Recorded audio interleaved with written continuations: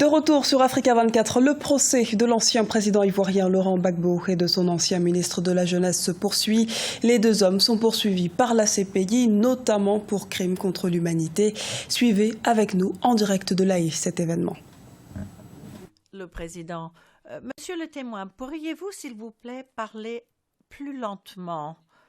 Vous allez très vite et c'est parfois difficile pour les interprètes de traduire tout ce que vous dites.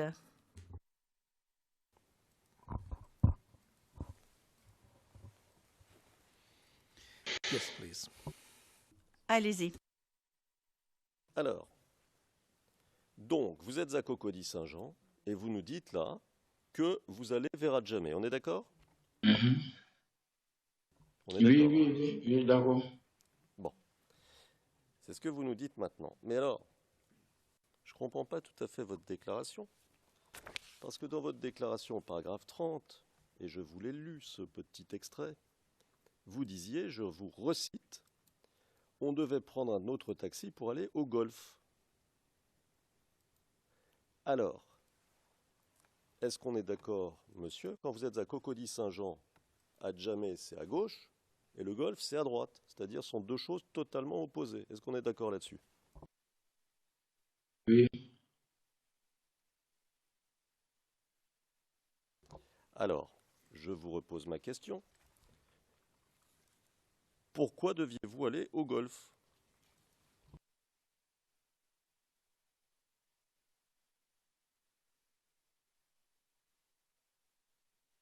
Il n'est pas parti au golf.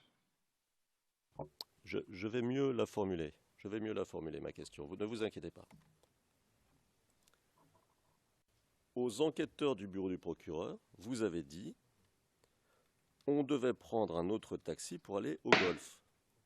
Et puis, je comprends qu'aujourd'hui, vous dites bon, finalement, on est allé dans la direction opposée, c'est-à-dire Adjamé. Mais quand même, vous deviez prendre un taxi pour aller au golf. Même si vous n'y êtes pas allé ou vous y êtes allé autrement, ce n'est pas la question pour l'instant. La question, c'est pourquoi vous deviez aller au golf? Non, nous ne sommes pas partis au golf, mais puisque nous ne sommes pas partis au golf, on n'a pas arrivé au golf. Nous ne sommes pas arrivés au golf. Parce qu'on avait l'intention d'arriver à la RTI et voici, c'est calme quoi. On allait essayer de visiter le golf puis revenir à la maison. C'est comme ça, on s'était dit quoi. Sinon, nous ne sommes pas partis au golf étant les trucs, comment on appelle, étant les politiciens, ou bien, comment les gens parlent. Non, pas partis au golf en tant que ça. Le président, monsieur le témoin, nous savons que vous n'êtes pas allé au golf, mais lorsque l'on lit votre déclaration, on a le sentiment que vous aviez envie d'aller au golf, que votre intention était d'y aller, mais que vous n'avez pas pu y arriver. Donc, ma question est la suivante. Est-ce que vous aviez l'intention d'aller au golf? Si oui, pourquoi? Oui, j'avais l'intention. Oui, j'avais l'intention d'aller visiter parce que les gens aussi en parlaient un peu au quartier, au golf. Je ne suis jamais arrivé là-bas. Je ne suis jamais arrivé au golf.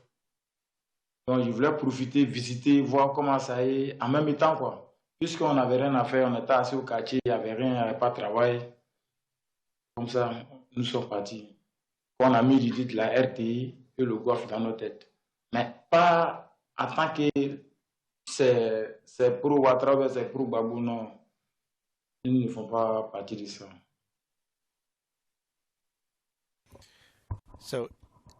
Le président.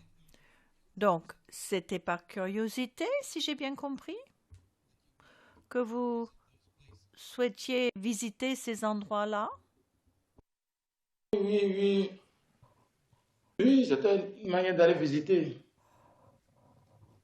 Puisqu'on ne connaît personne au golf, personne ne nous connaît au golf. Donc, il y a les voix, donc, c'était une manière d'aller visiter et voir un moment de la RTP se retourner. Moi, c'était un truc comme ça. OK, thank you, Maître Altit. Le président, merci. Veuillez poursuivre, Maître Altit. Donc l'idée, c'était d'aller visiter le Golfe. Est-ce que vous espériez y trouver du travail, par exemple? Pardon? Vous venez de nous dire que vous aviez l'idée d'aller, et je vous cite, j'utilise le mot que vous avez utilisé vous-même, visiter le Golfe, l'hôtel du Golfe. Est-ce que vous vouliez y aller pour éventuellement trouver du travail? Est-ce que vous espériez pouvoir y trouver du travail, par exemple? Je vais vous le dire autrement. Quel était le but de votre visite? Ouais, le but de nos visites, c'était d'aller regarder. Parce que les gens en parlaient au quartier, tout le monde en parlait. C'est-à-dire, tout le monde en parlait. C'était juste pour aller visiter comment ça est. De toute façon, en fin d'année, les feux d'artifice qu'on met à Abidjan ici, les gens vont regarder. C'était une manière pour moi aussi, comme ça, d'aller regarder. Puis se retenir. Je ne m'attendais pas que j'allais avoir autre chose là-dessus. À votre connaissance, monsieur, est-ce qu'il y avait des caches d'armes dans votre quartier à l'époque? Pardon? À votre connaissance, y avait-il des armes cachées quelque part dans votre quartier à l'époque? Non, non. Je n'ai pas vu âme cachée dans la main de quelqu'un au quartier là-bas. Là, j'ai pas vu. D'accord. Vous n'avez pas vu. Est-ce que vous avez entendu parler de caches d'armes dans votre Oui, quartier? j'ai entendu parler, des gens ont entendu parler. On dit que Bleu Goudé a partagé des armes à la jeunesse.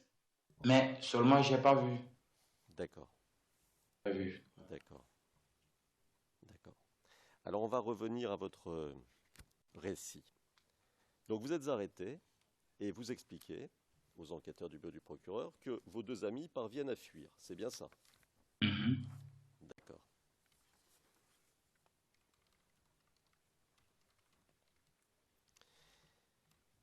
Et puis vous-même, vous fuyez aussi, mais vous tombez sur en fuyant, vous fuyez les lieux, le carrefour Marie-Thérèse, mais en fuyant, vous tombez sur un autre barrage. Est-ce qu'on est d'accord? Oui, c'est d'accord, c'est d'accord. C'est ça. D'accord. Et là, donc, où se trouvent des forces de l'ordre, cet autre barrage, il y a aussi, vous nous dites, des cargos blancs avec marqué dessus ONUCI. Vous vous souvenez d'avoir dit ça? Oui, oui, je me rappelle très bien. Je me rappelle de dire ça, oui, oui. Ce sont eux-mêmes qui m'ont attrapé même. C'est à eux ici pas de me confier en croyant que c'est ONI. Peut-être qu'ils peuvent faire quelque chose pour moi. Mais c'est le contraire. Déjà, c'est eux-mêmes qui étaient les vrais miliciens. C'est que d'autres parlent anglais, d'autres parlent français. Bon, moi, je ne comprends pas anglais. On est dans un pays francophone. Et d'autres ont porté des kangourous. C'est sur ceux-là, si les cargos étaient là-dessus, ONI ici. C'est-à-dire, de loin, tu vois, tu dis c'est ONI, mais quand tu t'approches, tu vois la réalité en face. C'est comme ça, eux aussi m'ont pris, ils m'ont redonné. Donc, le gars qui courait derrière moi, ils m'ont redonné à lui que ce monsieur n'a qu'appartient à moi. D'accord. Donc, qu'on comprenne bien. Ce que vous nous dites là, c'est que ce sont les gens de l'ONU qui vous ont arrêté, c'est bien ça? Non, c'est pas ça, c'est pas les gens de ONU. Parce qu'à la fin du compte, quand ils m'ont attrapé, j'ai vu les vrais gens de ONU. J'ai vu qu'il y a une différence. Parce qu'on ne peut pas accepter de prendre un civil, donner ça à un dictateur, c'est trop facile. Ils sont là pour nous défendre. Mais si eux me prennent, me donnent, c'est que ce n'est pas ONU.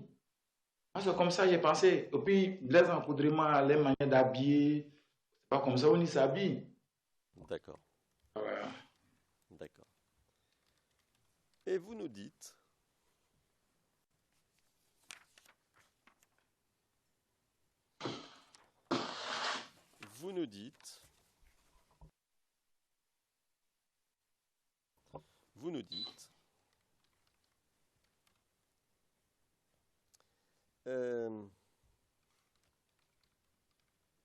que vous avez été arrêté On parle du second barrage, hein, ce dont on est en train de parler en ce moment.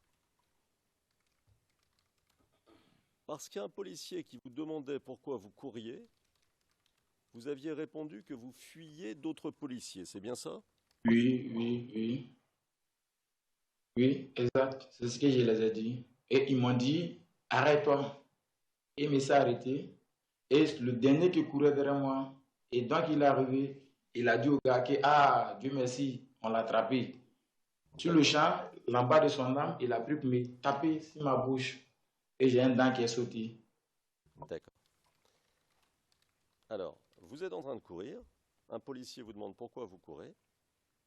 Vous Non, dites, il ne m'a pas demandé, c'est moi, je suis allé envers lui. C'est moi, je suis allé envers lui, en croyant que c'est Oni. Et c'est ainsi, quand il s'est arrivé, j'ai su que ce n'est pas Oni. C'est la même équipe là. Il m'a donné à le monsieur qui courait derrière moi. d'accord.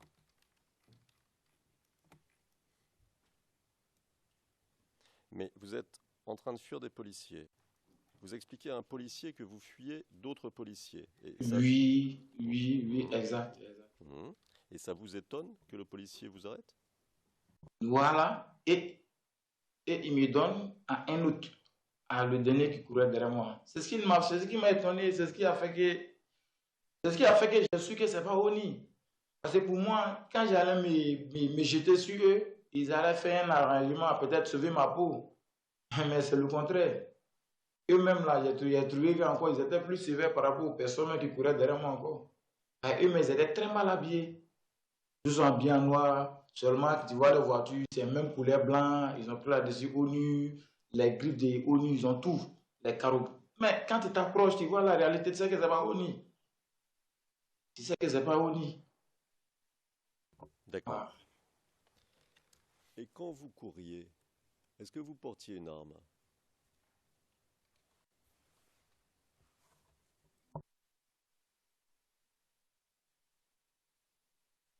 Vous avez entendu la question? Non, non, Je j'ai la pas répète. entendu. Je la répète, vous inquiétez pas. Quand vous couriez, est-ce que vous portiez une arme? Non, non, j'ai même pas l'âme, à plus raison âme. Alors, est-ce qu'à votre connaissance, il y a eu, ce jour-là, une bataille entre les rebelles venant de l'autre? Pardon? Je reprends ma question. Est-ce qu'à votre connaissance, est-ce que vous savez si ce jour-là, le jour dont on parle, hein, il y a eu une bataille entre les soldats rebelles qui venaient de l'hôtel du Golfe et les forces de sécurité au carrefour Marie-Thérèse? Est-ce que vous savez s'il y a eu une bataille au carrefour Marie-Thérèse entre les soldats venant de l'hôtel du Golfe et les soldats ou les militaires ou les policiers dont vous parlez qui se trouvaient au carrefour Marie-Thérèse? Vous savez ou pas? Non, non, je ne savais pas. Je ne savais pas. Je ne savais pas s'il y avait bataille. Même s'il y avait bataille, je n'ai pas vu. C'est l'actuel d'où j'ai mon pays, qu'il y a eu des échanges. C'est ce côté-là, je peux dire que j'ai vu qu'il y a quelque chose. Sinon, il n'y avait pas. Il n'y avait pas de bruit. Quand j'étais arrivé, le coin était calme, mais seulement les corps étaient partout. Ils étaient partout. Voilà. Mais lorsqu'on nous a pris, directement, bon, il n'y a pas eu longtemps, il y a échange de tirs, mais je n'ai pas eu accès à regarder parce que le ring c'était sur ma tête. D'accord. Alors, donc vous confirmez ce que vous disiez au paragraphe 49 de votre déclaration, et je vous cite, « Comme j'étais à l'intérieur du cargo, je ne peux pas dire d'où venaient les tirs,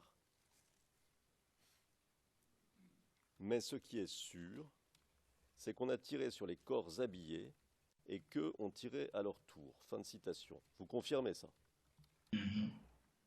Oui? Oui. D'accord. Et vous précisez, toujours au paragraphe 49 de votre déclaration, qu'un FDS, un policier ou un militaire, on ne sait pas, qui était dans le cargo avec vous, a pris une balle au bras. C'est ça? Oui. À l'épaule. À l'épaule. C'est vrai. D'accord. Donc, les assaillants lui ont tiré dessus et il a pris une balle à l'épaule. On est d'accord? Oui, je suis d'accord, c'est ça. D'accord. Comment se fait-il que vous-même, vous n'ayez pas été touché? Ils m'ont fait coucher dans la voiture. J'étais couché à plat. Ils ont mis l'oreille sur ma tête. Donc, je me suis dit, le fait qu'il était couché à plat, ça m'a sauvé un peu. Pour moi, peut-être ça m'a sauvé un peu, mais de la manière dont ils m'ont fait, là, ils n'étaient pas venus, c'était pas pour m'aider. Parce qu'on ne peut pas faire coucher quelqu'un, mais rien sur sa tête, mais le pied sur ta tête, pendant que tu étais dans le cargo. Donc, je ne pouvais pas faire effort même pour dire qu'il veut faire lever ma tête pour regarder ce qui se passe. Voilà comment aussi j'ai pu sauver aussi ma peau. D'accord. Le président, merci Maître Altid, merci à vous Monsieur le témoin. Alors nous allons faire une pause. Cet après-midi, nous aurons une autre session, un autre volet d'audience avec la défense de Monsieur Blégoudet. Et j'aimerais demander au Conseil d'avoir l'amabilité de nous dire, maintenant qu'il a entendu toutes les questions posées par Maître Altid, s'il est en mesure de nous dire maintenant combien de temps va durer son contre-interrogatoire. Merci, Monsieur le Président. Je pense que la dernière phrase est une pression subtile. Monsieur le Président, ce que moi j'avais souhaité, moi j'en ai pour maximum 15-20 minutes. Et donc, si les interprètes n'étaient pas fatigués, on aurait pu aller jusqu'à 15 minutes. Comme ça, on n'aurait pas à revenir encore après la pause. C'est ma proposition, c'est ma requête. Si ça agrée la Chambre, c'est juste deux précisions à avoir avec le témoin.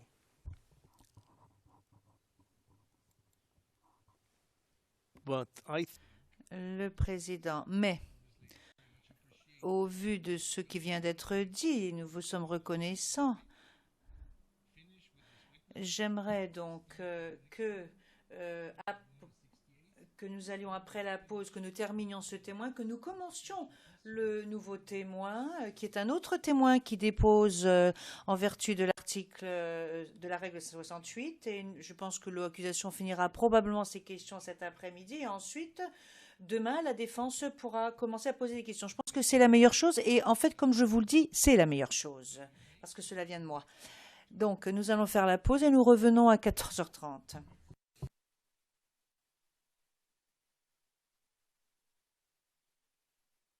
Nous allons à présent marquer une courte pause. Rendez-vous dans quelques instants pour la suite de la retransmission en direct de La Haye du procès de Laurent Gbagbo et Charles Blégoudet.